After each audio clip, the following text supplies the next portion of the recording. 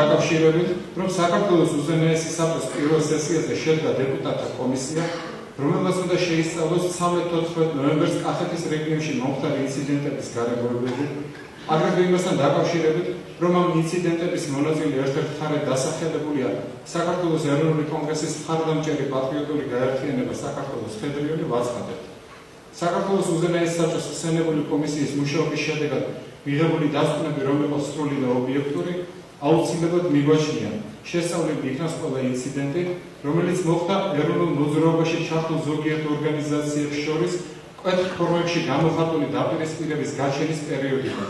ესე იგი 1999 წლის ნოემბერ-დეკემბრიდან, როცა შიდა ქართლში ვოიაჟის დროს შეიქმნა საქართველოს ფედერაციის მსგავსი დანიშნულების მქონე ორგანიზაციები, სრულიად საქართველოს მერაფოსტავა საზოგადოება და საქართველოს ფედერაციის ყოფილი წევრებისგან შემდგარი თეთრი გიორგის კავშირი.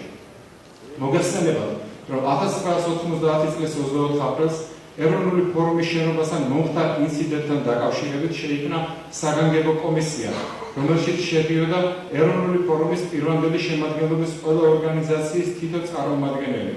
ამ კომისიამ ნაწილობრივ რამდენადაც 24 აპრილის ინციდენტში გარკვევა მოითხოვდა, შეისწავლა შიდა ქართლში სრულიად საქართველოს მერაფოსტავა საზოგადოების წევრების მოქმედება, რის საფუძველზეც დაასკვნა. იხსნება ბრალები. მერაფოსტავა საზოგადოების წევრების მოქმედება შიდა ქართლში იყო არასწორი და აუტანელი. იმდენად, რამდენადაც ის ლახავდა ადამიანთა უფლებებს ამ რეგიონში. ეს აზრი დაადასტურეს დაპირისპირებულმა მხარეებმაც. დაიხურა ბრალები.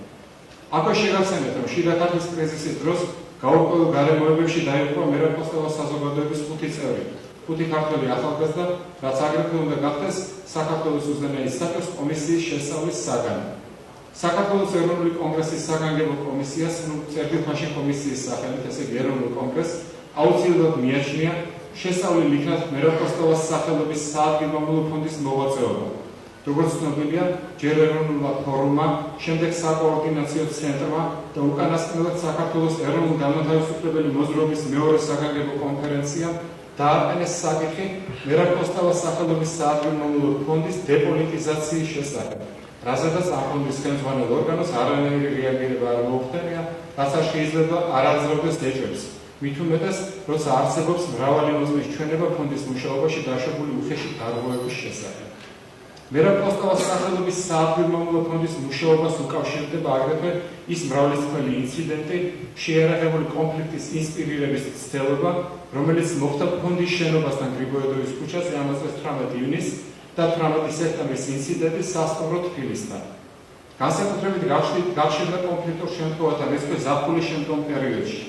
აქვე ისიც უნდა ითქვას, რომ ამ პერიოდში ინციდენტებმა განსაკუთრებით მძიმე დანაშაულებათა სახე მიიღეს.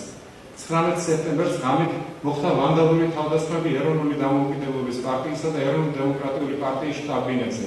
დაცლებულია შენობათა კედლები, დამწვარია ოთახები. განადგურებულია საქართველოს ეროვნული კონგრესის ცენტრალური საარჩევნო კომისიის მიერ მომზადებული მნიშვნელოვანი რაოდენობა სხვადასხვა სახის მასალისა. განსაკუთრებული სისასტიკითაა ნაცემი ეროვნული დემოკრატიული პარტია მეოთხე დასის 5 წევრი. როგორც საზოგადოებრივებას ეცნობა ტელევიზიის საშუალებით და როგორც აღინიშნა საქართველოს ეროვნულ-განმათავისუფლებელი მოძრაობის მეორე საგანგებო კონფერენციაზე, ხსენებული აქციის მოწყობაში ბრალი ედებათ პოლიტიკურ გაერთიანება მრგვალი მაგიდის წევრი ორგანიზაციის, სრულიად საქართველოს მერაფოსტავას საზოგადოების წევრთა ჯგუფს და პირადად ამ ორგანიზაციის მეთაურს, უზენაესი საბჭოს დეპუტატ ვაჟა ადამიანს, როგორც ამ აქციის უშუალო ხელმძღვანელს. აუცილებლად მიგვაჩნია შესწავლილი იქნას მაშამდის ქუჩის ნომერ 11-ში მომხდარი ინციდენტის გამოწვეული მიზეზები, რომელსაც შედეგად მოყვა კიდევ 2 ახალგაზრდის თეთრი გიორგის კავშირის 2 წევრის დაღუპვა.